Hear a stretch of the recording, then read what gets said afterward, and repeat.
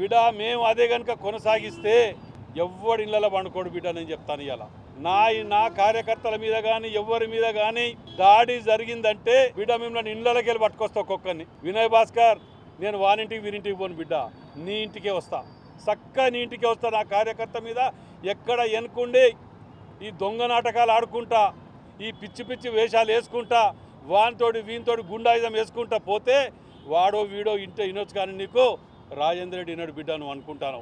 నీ బట్టలు ఇప్పి తీసుకపోతే నా పేరు రాజేందర్ రెడ్డి కాదు. నీకు ఎట్లాగూ అభివృద్ధి చేయ చేత కాదు. హనుమకొండ జిల్లాని ఖతం చేసినావు, నియోజకవర్గాన్ని ఖతం చేసినావు. మేము జిల్లా డివిజన్ల వైజు ఒక్కొక్క డివిజన్లో తిరుక్కుంటా ఏమి చేసినామో చెప్తున్నాం, ఏమి చెయ్యాలనో అడుగుతున్నాం అని ప్రతి డివిజన్లో రోజు ఉదయం నుంచి రాత్రి వరకు ఒక్కొక్క డివిజన్లో వండుకుంటూ మేము తిరుగుతుంటే ఎక్కడ పేరు వస్తుందో ఎక్కడ ఇదవుతుందో అనే ఉద్దేశంతో ఇదా నీ దుకాణం. మేము సిపిఆర్ కూడా కంప్లైంట్ చేసిన సార్ మీతో అవుతుందా చెప్పండి, లేకపోతే మాకు అర్ధ గంట వదిలిపెట్టండి మేము చూసుకుంటాం. మరిగా అర్ధ గంట చాలు క్లీన్ అండ్ గ్రీన్ చేసి పెడతా బిడ్డ.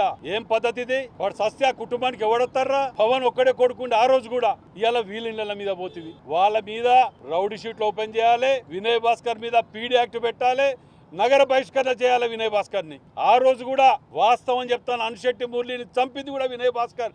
వినయ్ భాస్కర్ 6 మర్డర్లు చేయించిండు అని చెప్తాను. ఇవాళ 6 మర్డర్లు చేయించిండు.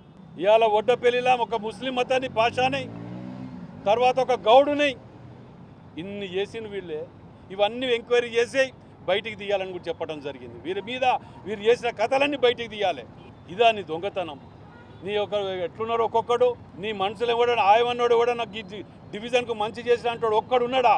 ఇవాళ సిపి గారు చెప్పిన అదే కూడా, నా దగ్గర ఉన్నోడు తప్పు చేసినా లోపటేయండి, కానీ ఇట్లాంటి వాటికి క్షమించకండి.